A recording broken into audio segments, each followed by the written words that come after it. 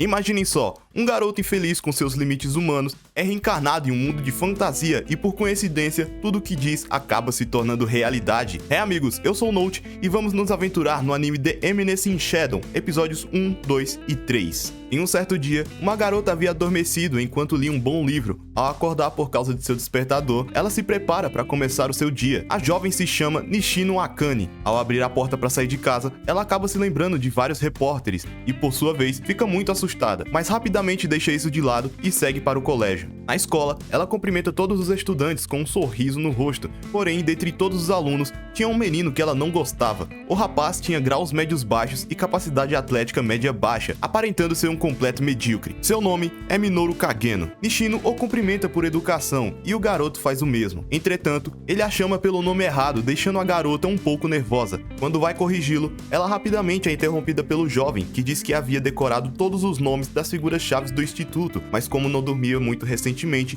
Kageno acabou deixando alguns nomes escaparem de sua memória. Assim então, o garoto se desculpa, a chamando pelo nome errado mais uma vez e se retira do local. Para Nishino, o garoto errar seu nome não era o problema. Ela não gostava do fato de seu colega não estar olhando diretamente para ela, pois embora seus olhos estejam voltados para a garota, Kageno estava sempre olhando além dela, o que a deixava completamente enojada. Na sala de aula, os alunos estão falando de Akane, afinal, ela novamente irá protagonizar um drama que lançará na semana que vem. Enquanto isso, Kageno estava treinando com o Hand Grip, que por sinal, já estava na sua repetição de número 20.555.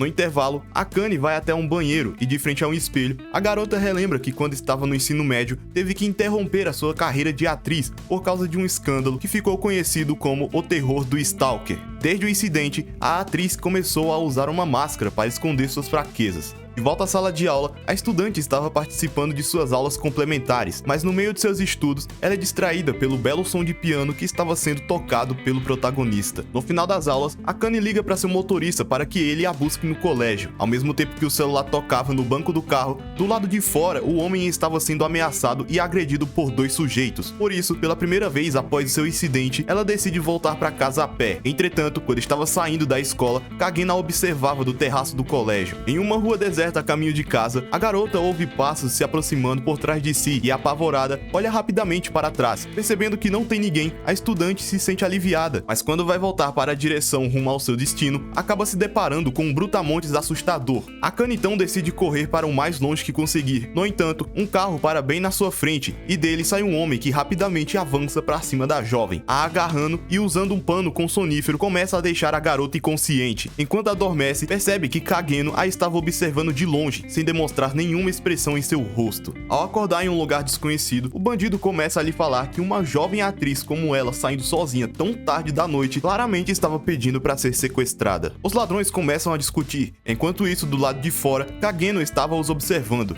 Após averiguar a situação, o protagonista tira seus pesos de braços e abre sua bolsa que nela continha seu uniforme, para assim dar início à sua vida noturna. Cansado de esperar pelo dinheiro do resgate, o perturbado então decide fazer o famoso fanservice com a menina, mas ao ser rejeitado, o sequestrador dá um tapa em seu rosto, a fazendo lembrar que essa é a segunda vez que é sequestrada, dessa maneira acionando seu gatilho emocional. Afinal, o seu primeiro sequestrador era um stalker pervertido. Enquanto isso acontece, passos são ouvidos no telhado do galpão. Após isso, um sujeito aparece na vidraça do telhado e com uma pisada destrói a janela e entra no local de forma extravagante. Ao ser questionado sobre sua identidade, ele então se apresenta como sendo apenas um elegante matador de bandidos. O sequestrador puxa o revólver e aponta na direção do rapaz, mas utilizando os estilhaços de vidro, o protagonista atinge a mão na qual o homem segurava a pistola. Aproveitando essa abertura, ele avança agarrando o sujeito por sua cintura ou arremessando no chão e o finalizando com um chute em seu rosto. O outro bandido fica impressionado com a capacidade do jovem e por estar entediado desde que foi expulso do exército, ele decide não usar sua arma nesse combate. Como o elegante sempre quis se testar contra um soldado, ele aceita o duelo sem pensar duas vezes. O soldado avança e o combate tem seu início. O protagonista consegue desviar dos primeiros golpes, mas acaba recebendo um corte em seu braço esquerdo. Nesse momento, o homem avança para desferir o golpe final. Entretanto, o elegante matador o surpreende usando um pé de cabra para se defender do ataque. Ele então começa a usá-los como tonfas e ambos começam uma troca de golpes. Porém, por causa das das diferenças entre seus físicos, Kageno é jogado para trás. Então, percebe que terá que exercer um pouco mais do seu verdadeiro poder. Após dizer isso, ele muda a forma de segurar a barra e avança desferindo um golpe tão forte que destrói o pulso do ex-soldado. Enquanto isso, o garoto avisa que todas as noites o mesmo batia em gangues de motoqueiros barulhentos para praticar seus movimentos com a barra. O homem deduz que quem estava em sua frente era a pessoa conhecida como o Berserker de máscara de esqui, e tinha ficado famoso por espancar gangues de motoqueiros com um pé de cabra, que inclusive recentemente começaram a usar capacetes para evitarem danos ao levarem uma pancada na cabeça. Ao ficar com medo do mascarado, o sequestrador decide tentar pegar o revólver que estava nos pés de seu companheiro caído. No entanto, ele é rapidamente impedido pelo garoto, que usando a barra, puxa o braço do homem e acerta um golpe muito forte em seu joelho. Logo após cair de joelhos, outro golpe é acertado em seu ombro e o espancamento brutal tem seu início na frente da jovem refém, que não tinha outra escolha a não ser virar seu rosto para não ver tal cena aterrorizante. Depois de garantir que o ex-soldado não irá mais se mexer por um bom tempo, o elegante matador de bandidos guarda suas armas e, se dirigindo na direção da garota, ele pega a faca que o homem tinha usado no início do combate e aponta na direção da menina. Akane fica apavorada, pensando que ele lhe faria algum mal. Ao ficar atrás dela, o jovem desfere um golpe certeiro, cortando o pano que a amordaçava e as cordas que amarravam seus braços. Ela observa que os sequestradores estão amarrados e as suas armas foram todas desmontadas, e a pessoa que tinha lhe salvado não estava mais no local. Enquanto a menina saía daquele lugar, o protagonista estava no telhado do galpão, questionando seu desempenho na luta contra o ex-soldado, e diz que ainda não conseguiu alcançar o nível de uma eminência na sombra. Algumas horas se passam e a polícia aparece no local para investigar o ocorrido. Para que esse caso não viesse a público, o pai de Akane tomou algumas medidas e, no final, a identidade do elegante matador de bandidos ainda permanecia um mistério. No dia seguinte, a atriz retorna para o colégio como se nada tivesse acontecido e acaba se encontrando com Kageno novamente naquela manhã e o cumprimenta como de costume. Só que dessa vez, o garoto a chama pelo nome correto, deixando Akane completamente surpresa, pois pela primeira vez ele estava olhando diretamente para ela e não através dela. A jovem de alguma maneira chega à conclusão de que, assim como ela, o garoto também levava uma vida mascarada, porém não tinha como provar. Na manhã seguinte, o noticiário na TV informa que o estudante do ensino médio, Minoru Kageno, foi atropelado por um caminhão na noite passada e infelizmente acabou morrendo. Ao abrir seus olhos, o protagonista logo percebe a situação em que se encontra. Seu novo nome é Seiji Kageno, renascido como filho do Barão Kageno, um aristocrata do interior. Os pais da criança observavam que a criança não estava chorando e, de certa forma, isso era incomum para um bebê recém-nascido. Ao perceber isso, Seiji então entoa um choro horrível e cheio de energia. O garoto reflete que não sabe como ou por que acabou renascendo, mas isso não passava de detalhes, pois o que importava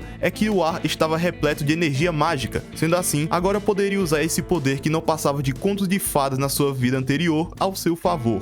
A família Kageno gerou cavaleiros negros por gerações. Eles são espadachins que fortalecem seus físicos com magia e todos esperam muito do herdeiro deles. Porém, não era Seiji, mas sim sua irmã mais velha, chamada Claire. O garoto se escondia na sombra da sua talentosa irmã, mas por trás desse disfarce de personagem mediano, ele massacrava bandidos durante a noite, os usando para praticar suas magias. O garoto diz para que eles lhes mostrem tudo de valor que possuíam, mas um dos bandidos se revolta e dispara um projétil na direção do protagonista, que facilmente desvia. Seiji então usa sua habilidade Espada de Slime e rapidamente decapita a cabeça do atirador, mas ele acaba se empolgando e novamente usa sua habilidade, projetando lâminas negras moldáveis nos dedos de sua mão, eliminando brutalmente os inimigos. Mas nesse momento, um mestre espadachim aparece em suas costas, desferindo um golpe em seu ponto cego. Porém, o garoto facilmente defende com uma única mão e diz que se o homem se esforçar, poderia sobreviver por 2 minutos. Enfurecido, o mestre espadachim desfere um corte vertical no menino, entretanto, não surge nenhum efeito. Seiji então usa a habilidade de sua roupa de slime, projetando lâminas negras que surgem de seus pés, fatiando o inimigo, vingando assim os seus falecidos colegas de caravana. Após isso, ele começa a saquear os pertences dos falecidos bandidos, mas nesse momento, houve um barulho que vinha de uma carroça derrubada. Ele se aproxima pensando que era um escravo que havia sido sequestrado. Entretanto, no momento que puxa o pano, percebe que não se tratava de um escravo, mas sim de um possuído que estava emitindo um comprimento de ondas semelhante a uma sobrecarga mágica. Então, com um sorriso sádico em seu rosto, Seiji ergue seu braço até aquele ser e insere energia mágica em seu corpo. Ele segue dizendo que, como aquela bola de carne não era o seu corpo, podia fazer com ela o que quisesse. Ele leva a criatura até uma casa em uma cidade abandonada e começa seus experimentos emocionantes, atirando magia todos os dias na bola de carne. Um mês se passa após o início do experimento e finalmente ele conseguiu conter a sobrecarga mágica, mas inesperadamente inesperadamente, aquele ser toma a forma de uma criança élfica de cabelos loiros e longos. Ele então decide fazer sua primeira apresentação como eminência nas sombras. A garota abre seus olhos e percebe que tinha voltado à sua forma normal. O garoto avisa que tinha quebrado a maldição que a estava corroendo e agora ela estava livre. Surpresa, a elfa o questiona sobre essa maldição. O menino diz que era uma terrível maldição que havia sido lançada sobre ela e os outros descendentes de heróis. Por ver que ela estava surpresa, o menino lhe mostra um livro de contos de fadas famoso sobre os 3 heróis que derrotaram o demônio Diablos e salvaram o mundo. E afirma que essa história é verdadeira, pois esse demônio lançou uma maldição em seu último suspiro. E isso era o que havia transformado ela naquele pedaço de carne podre. Porém, alguém havia mudado um pouco a história, transformando um objeto em carne, a chamando de possessa. E por não conseguir inventar um nome de imediato do mentor por trás de tudo isso, ele diz que ainda é cedo demais para falar o nome, pois isso poderia a colocar em perigo. A elfa não se importa e insiste em saber o nome de quem havia feito isso com ela.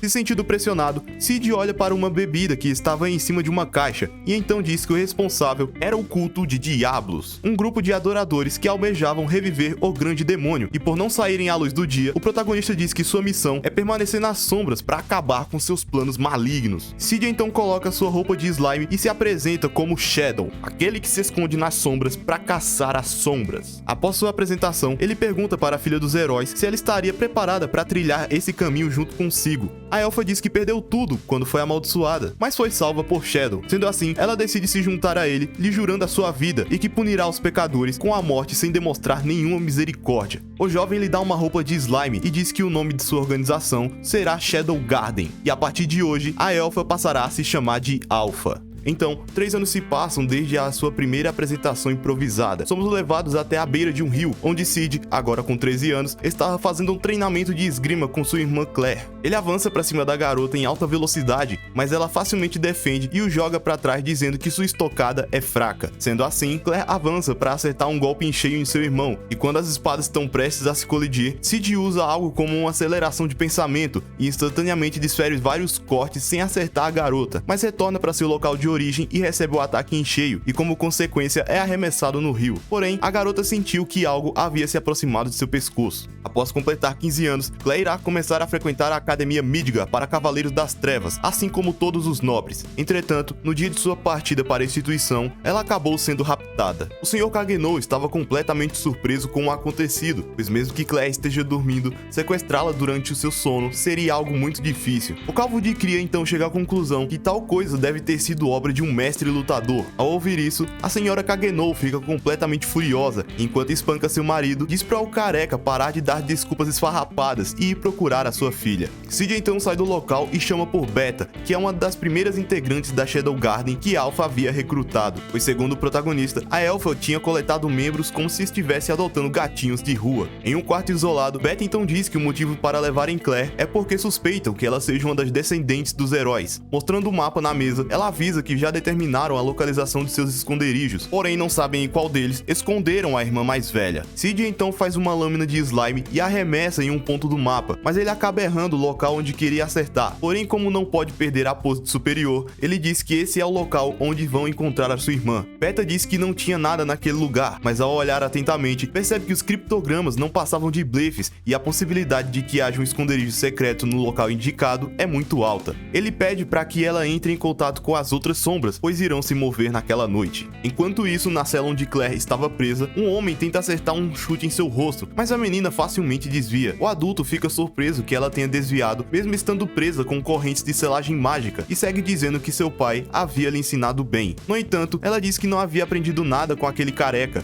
mas sim com seu irmão mais novo, pois sempre que lutam, ela consegue aprender algo novo, mas em contrapartida, ele não aprende nada com ela, e por isso, ambos lutam todos os dias. O homem diz que ouviu uns boatos que o irmão da menina tinha a curado quando ela mostrou sinais de possessão, então por precaução, ele decide que vai obter algumas informações sobre o garoto. Nesse momento, ela fica furiosa e quebra a corrente de seu braço direito e a usa para atacar o sujeito, porém ele desvia. Então, tomada por fúria, ela mutila seu próprio pulso que estava prendendo seu outro braço e se liberta, avisando que caso aconteça algo a seu irmão, ela irá caçá-lo e eliminar todos os seus entes queridos. Porém, antes antes de continuar falando, Claire recebe um soco em seu rosto, que a deixa inconsciente no chão. Um subordinado avisa seu superior que estão sob ataque inimigo de 7 garotas que se movem como sombras, não tendo nenhuma chance de derrotá-las. O chefe vai até as intrusas e, ao chegar no local, ele observa que todos os seus homens tinham sido massacrados pelas garotas. Ele então empunha sua espada e avança na direção de Alpha, que defende com facilidade. Uma troca de golpes se inicia, mas a elfa rapidamente encontra uma brecha e desfere um golpe superficial sem a intenção de assassinar seu inimigo. Afinal, ela precisava que ele lhe desse algumas informações. Entretanto, ele percebe que não tem chance de ganhar essa batalha e retira do seu bolso um frasco com um tipo de pílula e a ingere em sua boca. Após isso, uma quantidade de energia mágica emana de seu corpo e o ferimento que foi causado por Alpha é cicatrizado. Ele novamente avança para cima da elfa, mas percebe que o resultado será o mesmo. Sendo assim, ele pega a sua espada e golpeia o chão, fazendo assim um grande buraco para que possa fugir. Beta avisa que seguirá o inimigo, no entanto, é impedida por Alpha, que avisa que ele estava indo na direção do protagonista. A garota fica maravilhada, pensando que tudo isso já tinha sido previsto pelo garoto. Porém, Shadow estava perdido no labirinto, pois tinha se empolgado indo atrás de fracotes. Mas por coincidência, uma porta de pedra secreta se abre na sua frente e dela sai o líder dos sequestradores. Ao perceber que agora só tinha um deles, o sujeito avança em sua direção, porém o garoto defende facilmente. Por o homem não ter nenhuma sutileza em sua luta, o menino decide lhe dar uma aula sobre o uso correto de magia. Shadow se move rapidamente para trás de seu adversário e começa a primeira lição, que consiste em concentrar uma quantidade mínima de energia mágica em seus pés para que assim possa ter um aumento explosivo de sua velocidade. O sujeito o afasta e tenta desferir um golpe vertical, assim dando início à segunda lição, que consiste em depois que você ganhar uma distância adequada de seu oponente, a velocidade e a força são desnecessárias. Shadow então desvia da espada do inimigo com as mãos nuas e o golpeia com uma estocada em seu ombro, dando início a uma sequência de golpes, pressionando o inimigo sem parar. De joelhos, o homem fala que não se importa com quão forte o garoto seja, pois a escuridão daquele mundo é muito mais vasta do que ele pode imaginar. Após ouvir isso, o garoto sorri e diz que se aprofundará nela o mais fundo que puder. O cara se enfurece e engole o resto das pílulas, recebendo com isso uma quantidade gigantesca de poder, e avança na direção do garoto, desferindo vários golpes com a lâmina de seu braço, mas o mesmo desvia com extrema facilidade. Shadow então desvia a lâmina com a sua mão e, projetando uma espada com a sua outra mão, ele começa a liberar uma gigantesca quantidade de energia mágica e desfere um golpe fatal em seu inimigo. E em seus momentos finais, ele diz que era impotente perante a escuridão, enquanto olhava a foto dele com a sua filha Milia. Shadow então pega um pingente e se retira do local. Sendo assim, o resgate foi bem sucedido, e como as correntes de Claire já estavam quebradas, ela voltou para casa no dia seguinte de muito mau humor. Seus ferimentos foram curados durante a noite e ela partiu para a capital real no dia seguinte, como se nada tivesse acontecido. No cair da noite desse mesmo dia, nossos heróis estavam apreciando um belo pôr do sol. Nesse momento, as 7 sombras da Shadow Garden se despedem do seu salvador, deixando-o sem entender nada no momento. Então 2 anos se passam desde aquela despedida. Cid agora tem 15 anos de idade e nesse momento estava em um trem se dirigindo à capital real do reino de Midgar para frequentar o mesmo instituto que sua irmã mais velha, o Colégio Midgar para Cavaleiros Negros. Enquanto olha pela janela, o garoto refletia que as meninas foram embora pelo motivo de já estarem crescidas e interpreta a despedida das sombras como se elas tivessem dito que não podem mais participar dessa farsa para sempre. Afinal, esse culto não existe. Continuando seu pensamento, ele segue dizendo que quando as pessoas envelhecem, acabam esquecendo seus super-heróis. Somos levados a um flashback, onde o protagonista estava dando cabeçadas em uma rocha e gritando desesperadamente a palavra magia, pois estava insatisfeito com os limites que um ser humano podia alcançar. Então, em seu último ato de loucura, ele corre para fora da floresta e se atira no meio da estrada, mas por coincidência, um caminhão estava passando naquele momento e acaba o atropelando. De volta ao presente, Cid diz que nada havia mudado desde a sua vida passada, pois mesmo que seja a última pessoa restando no mundo, ele ainda continuaria almejando ser a pessoa que age nas sombras. Sendo assim, 7 meses se passam desde que Cid iniciou a sua carreira estudantil. Ele estava se saindo muito bem, se passando por um personagem de fundo, assim como planejado. Ao sair do dormitório, o protagonista se encontra com seus amigos, Hyoru e Jaga, e partem destino ao colégio. Eles conseguem entrar no trem por muito pouco. Dentro da locomotiva, os garotos começam a falar que o dia do julgamento final finalmente havia chegado. Os 3 fizeram uma aposta entre eles que quem tirasse a pior nota no teste do dia anterior deveria sofrer uma penalidade. O castigo em questão era de declarar o seu amor para a garota mais popular da escola e sofrer uma rejeição brutal. Um típico cenário de um personagem de fundo, e a garota em questão era a princesa Alexia, que nesse momento estava recebendo uma declaração de um nobre, mas a garota o rejeita sem pensar 2 vezes. Ao ver aquela cena, o protagonista se encoraja a fazer a declaração de amor mais digna que um mob poderia fazer. No entardecer daquele dia, Sid está de frente com a princesa no jardim do colégio. Usando sua atuação de centavos, o garoto se declara para a menina e a pede em namoro. Enquanto estava de cabeça baixa, ele refletia que aquela tinha sido uma atuação perfeita que sempre quis fazer como um personagem de fundo.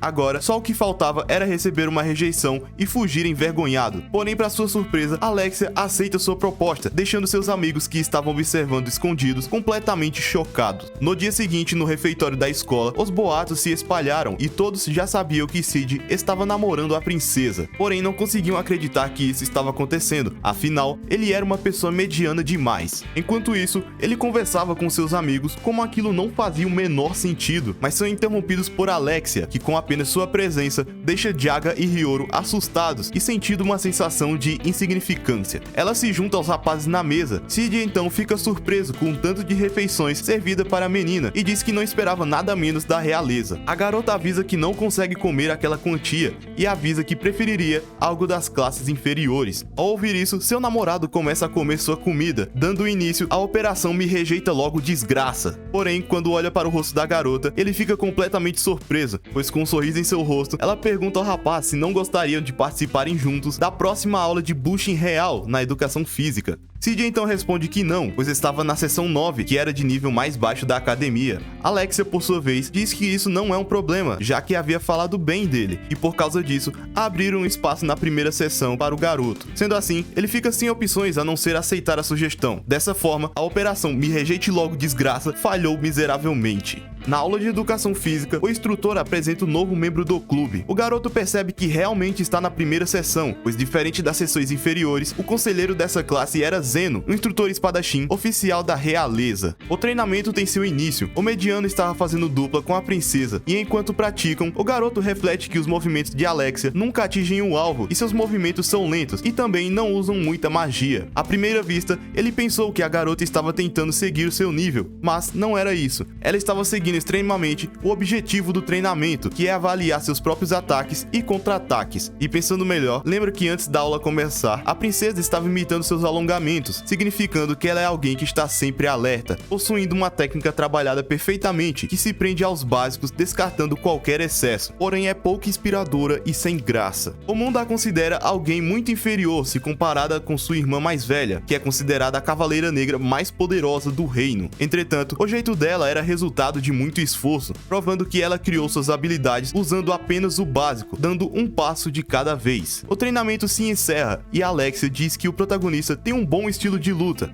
mas odeia isso, pois é como se estivesse vendo o seu próprio reflexo. A princesa se dirige até o instrutor Zenon, que é um candidato a ser seu noivo, e diz que escolheu ter um relacionamento com um garoto mediano. Sid rapidamente entende a situação e, fazendo pouco caso do ocorrido, ele decide sair do local. Mais tarde, em uma fonte, Sid revela que sabe sobre o plano da princesa de usar ele, um nobre de baixo nível, como bode expiatório para não se casar com o professor Zenon. O garoto então recusa participar de seu esquema, pois não estava interessado em seus problemas e também não queria chamar mais atenção para si mesmo. Alexia diz que ele, o garoto que declarou um falso amor por ter perdido uma aposta, não era diferente dela. Ela segue dizendo que descobriu essa informação após interrogar os dois amigos do garoto, e caso ele não a ajude, ela contará para os demais alunos que Sid havia brincado com o coração puro de uma garota inocente, e como consequência, ele nunca mais teria um dia tranquilo no colégio. Mas por ver que o jovem ainda estava relutante sobre participar do plano, a princesa joga uma moeda de ouro na frente do garoto. Sid então olha atentamente para a moeda e diz que se ela achava que ele era um tipo de homem que podia ser comprado por dinheiro, a garota estava completamente certa. E já que a mesada que recebia de seus pais não era o suficiente para pagar suas operações nas sombras, ele não poderia deixar essa oportunidade passar, se tornando assim Pochi, o cachorrinho da princesa. 2 semanas se passaram desde que decidiram manter esse relacionamento de mentira, porém o professor Zenon não demonstrava nenhuma reação sobre o caso, então ela tem a ideia de irem tomar um sorvete em um lugar público, com a intenção de informar as pessoas que estavam em um relacionamento. Enquanto estavam sentados na escada degustando seus sorvetes, Sid pergunta qual era o problema de se casar com um docente, já que ele parece ser uma escolha promissora para uma princesa. Ela diz que odeia tudo que esteja relacionado ao instrutor e que não julga as pessoas por suas aparências, mas sim por seus defeitos. defeitos, por isso não tinha nada contra alguém totalmente mediano e cheio de defeitos igual Pochi. Então, mais 2 semanas se passaram e dentro de um trem, Alexia avisa que a arte de espada de Sid era muito misteriosa, pois mesmo ele sabendo somente o básico, não conseguia tirar os olhos dela, mas ainda assim a odiava. Sid então pergunta por que os movimentos da garota estavam tão descuidados no treinamento da tarde. A princesa começa a dizer que em toda sua vida sempre desejou ser tão boa quanto sua irmã Iris, porém nunca conseguiu. Então pensou que deveria ficar mais forte da sua própria maneira, mas como resultado, ficou conhecida como a espadachim mediana. Entretanto, Sid diz que não achava que isso fosse um problema, afirmando que gosta do estilo da garota. A princesa, por sua vez, diz que já tinha ouvido aquilo antes da sua irmã, no dia que sofreu uma derrota humilhante no festival Bushin. Por se sentir diminuída e patética, ela tem odiado seu próprio estilo de luta desde então. Sid então revela que não é uma boa pessoa. Ele segue dizendo que se em algum lugar do outro lado do mundo acontecesse um acidente infeliz que matasse milhões de pessoas, ou mesmo não se incomodaria. Entretanto, há coisas que o incomodam, coisas essas que para outras pessoas podem ser vistas como inúteis, mas para ele são as mais valiosas do mundo, e por isso gosta do estilo de luta da garota. Nesse momento, ela saca sua espada e a aponta para o protagonista, pedindo por uma explicação. Sid então afirma que não quis dizer nada com isso, mas se realmente quisesse ter dito algo, seria que fica nervoso quando os outros menosprezam aquilo que gosta. Após sua afirmação, o trem para na estação e a princesa desembarca com uma expressão séria em seu rosto, dando um fim naquele relacionamento indesejado. No dia seguinte, Sid explica para seus amigos que o seu relacionamento com Alexia havia chegado ao fim. Na entrada do colégio, eles são abordados pelo docente Zeno e mais 2 guardas reais. O instrutor afirma que a princesa Alexia não tinha voltado para o dormitório na noite passada, e como Sid foi a última pessoa que teve contato com ela, a Ordem dos Cavaleiros o declarou como um suspeito em potencial. Por isso, será levado para interrogatório. Vendo que não tinha escolhas, o garoto coloca as mãos atrás de sua cabeça e se ajoelha, pois sabia que estava em grandes apuros. Pois é, amigos, como Sid irá lidar com essa situação? Será que continuará mantendo seu disfarce como personagem mob? Se quiserem continuação dessa aventura diferenciada, deixe aí embaixo nos comentários. Bom, é isso, nós nos vemos no meu próximo vídeo. Tchau!